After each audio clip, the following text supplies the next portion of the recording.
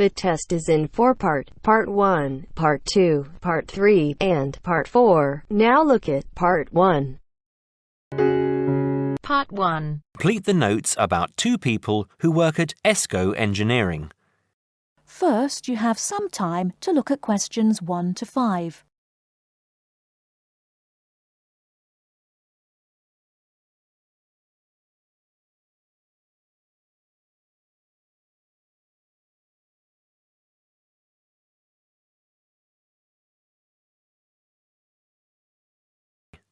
Listen and complete the notes about two people who work at ESCO Engineering. Oh, hi, Maggie, it's Greg. Hi, Greg. I'm phoning to check some information about some of the staff. I'm putting all the staff data into new files, and I noticed that I don't have files for two people. I think you might have them. Oh, really? What are their names? Peter Austin and Jane Moore. Let me have a look. Yes, I've got them here. Shall I send them to you? No, you don't need to. Just give me the information now. I can write it on some new files. I don't really need the photos if you've got photos there. OK. Well, Peter Austin first. Now, is that Austin with an I or Austin with an E? It's AUSTIN, and his address is 110 Argyle Street, Tunbridge Wells, Kent, TN3 5RQ. 110? Uh-huh. And his phone number? It's 07984 645 792. OK. And how old is he? He's 47. 47. And what about his marital status? He's married. There's a note here that he has 3 children, 2 boys and a girl. OK. And finally, when did he join the company? He started with ESCO in August 2003. Thanks, Maggie. Before you hear the rest of the conversation, you have some time to look at questions 6 to 10.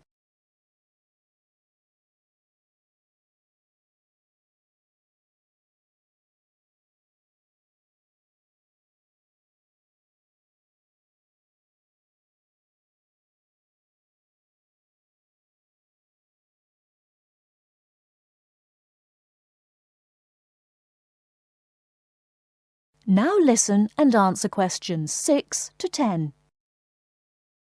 Now, what about Jane? Her name's Jane Moore, that's Moore, and her address is 72 Cedar Road, Crowborough, Kent, CR3 5RQ. CR3 and what, sorry? CR3 5RQ. And how do you spell cedar? CEDAR.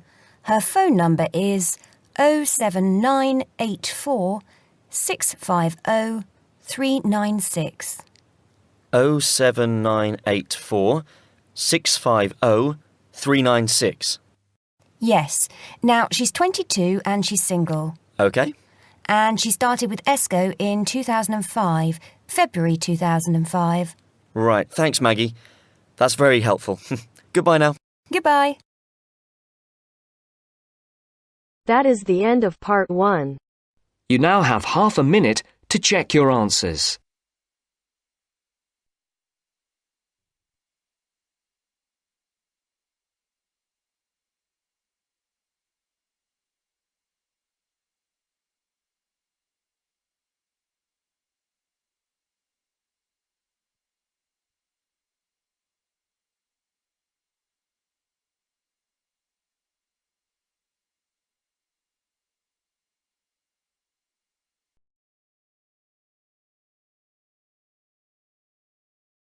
Now turns to Part 2.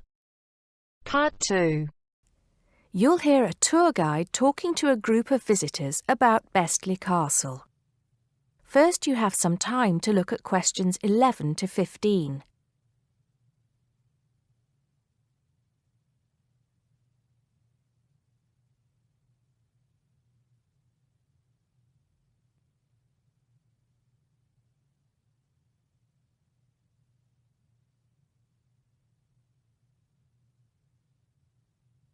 Now listen carefully and answer questions 11 to 15. Welcome to Besley Castle. It's nice to see so many of you here today. Before we go in, I'd like to tell you some information about the castle, the things to see and do, and the facilities available to you in the grounds. We'll do our best to make this a truly memorable visit. Now, the castle grounds are quite big, and we don't want you to get lost, so I'm going to give you an idea of the layout. At the moment, we are at the entrance, and immediately to our left is the Tourist Information Office. Go here if you need any questions answered. They'll be happy to help. And of course, behind the tourist office is the car park where the coach dropped you off, and he'll also pick you up from the same spot at 5 p.m. today. In front of us are the water gardens. If you stroll through, you get to the North Bridge, which is the entrance to Besley Castle. Take your time and enjoy looking around the castle.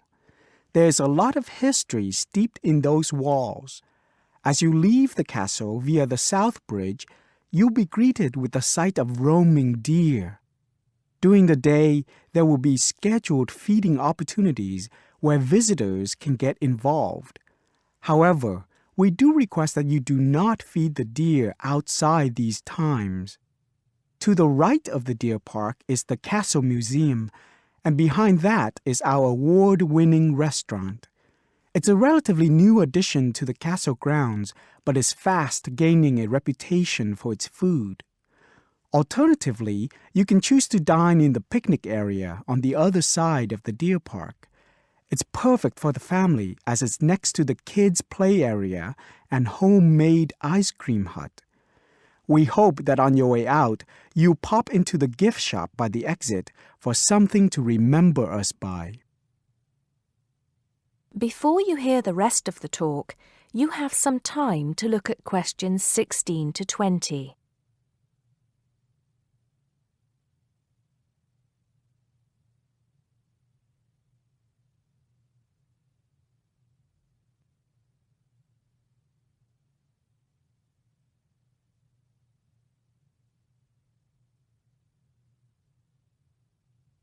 Now listen and answer questions 16 to 20.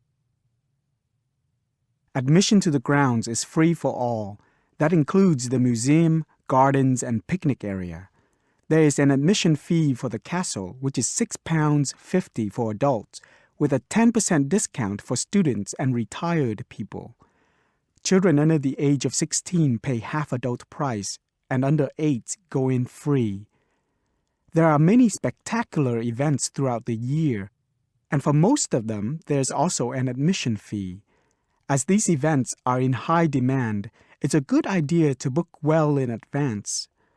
Some of the exciting events planned for this year are the Summer Medieval Festival, where you can watch old-fashioned nights and experience a feast in the halls of the castle, as if you were a guest of King Henry VIII himself. There are several concerts planned this year too, including a rock concert at an admission price of £10 per person and a special jazz concert which is free to the public. I'm sure you'll agree that all tastes and ages will be satisfied. One scary but extremely popular event is the annual Haunted Castle event at the end of October, where the castle comes alive at night. Why don't you come along if you're brave enough? Another sight to see is the fantastic firework display on November 5th, and the cost of that includes refreshments. We also have a long tradition of raising money for charity. The charity event held every year on the first day of May will this year be an archery contest. Entrance is free, but donations are certainly welcome. This year, we'll be collecting money on behalf of a charity for elderly people, Age Concern. Just in case you can't remember all of that, you can pick up a leaflet showing the timetable and prices for all events from the Tourist Information Desk. You can also go online to get this information from our website.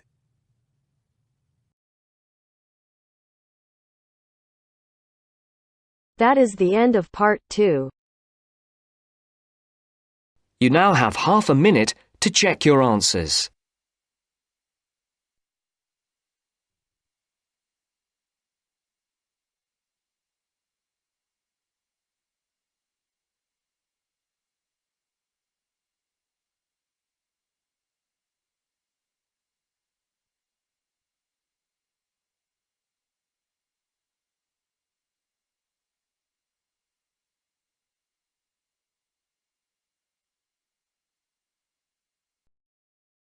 Now turns to Part 3. Part 3.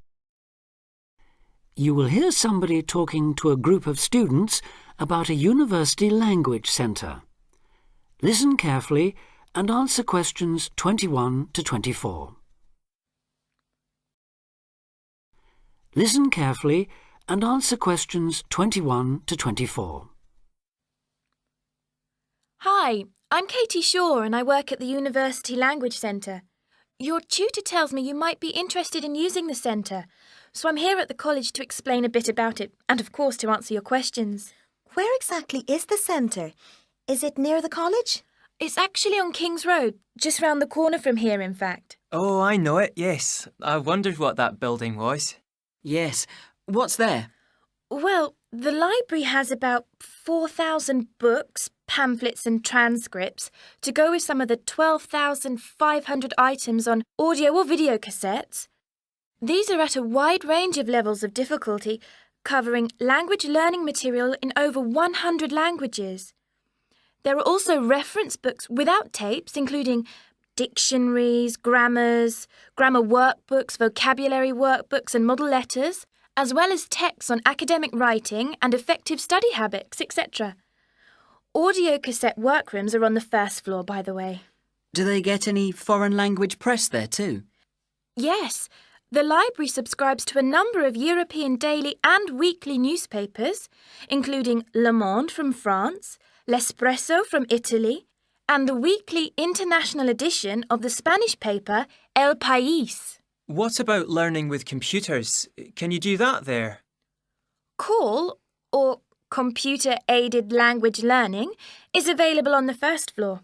How many PCs are there? Counting both Macintosh and PC platforms, there are 9 at present. There are materials in over 15 different languages, and new material and language categories are being added as library funds permit. The programmes cover verb drills, grammar exercises, activities to accompany multimedia textbooks, pronunciation, translation, and some multimedia applications. The same hardware permits access to the internet with its many language learning and discussion sites. What about TV? That's a good way of learning a language too. Yes, definitely, we agree. So on the second floor of the centre, there are televisions to view live satellite television broadcasts in 7 languages. Oh, which ones are they? Currently, we've got Arabic, French, German, Italian, Portuguese, Spanish and Russian. Turkish broadcasting can be viewed live on request. The centre records the news in French, German, Arabic, Italian, Japanese, Spanish and Russian, and English too. Before you hear the rest of the talk, you have some time to look at questions 25 to 30.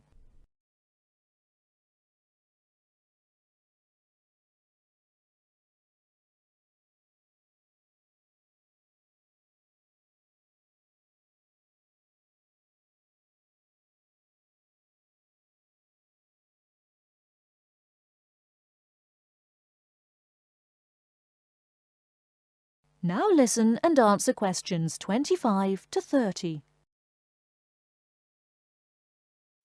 Now listen and answer questions 25 to 30. Sounds great. How do we sign up?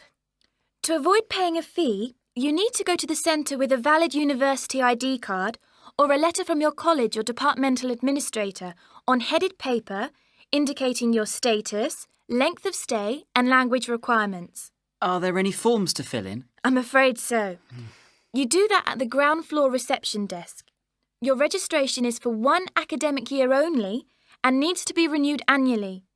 You should tell the librarian who you are on your first visit, and you will need to take part in an induction to the library service, including the proper operation of the centre's computers, televisions, videos and so on.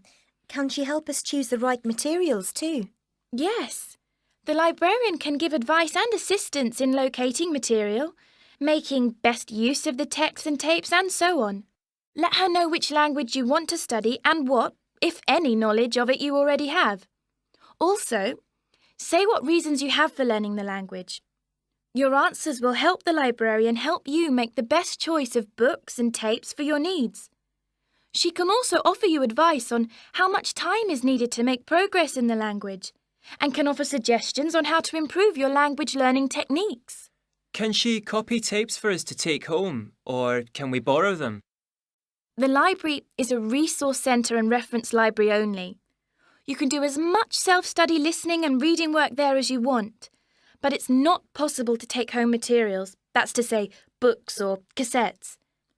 And copyright law doesn't permit the library or its staff to make copies of cassettes for use by students outside the centre. All material must be used on the premises, I'm afraid. This ensures the materials are always available for students working on their own and not out on loan for long periods, which could harm users' progress. So, if we can't take books home, is it okay to photocopy them? The library staff will handle any photocopying, though international copyright law prohibits users from copying more than 5% of any one title in the academic year. You place a photocopy order with the librarian or an assistant, and orders will be processed between 1 and 2 o'clock or after 5:30. How much does it cost? 10 pence per page. Payment is by photocopy card, which you can buy from the information desk on the ground floor.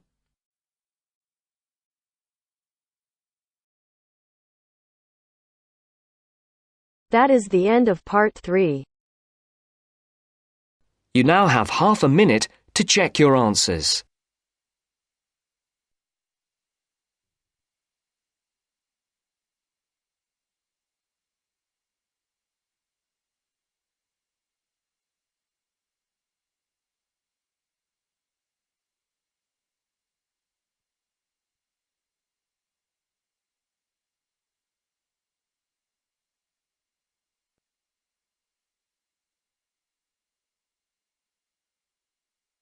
Now turns to part 4. Part 4. You will hear a talk on seasonal affective disorder. First, you have some time to look at questions 31 to 40.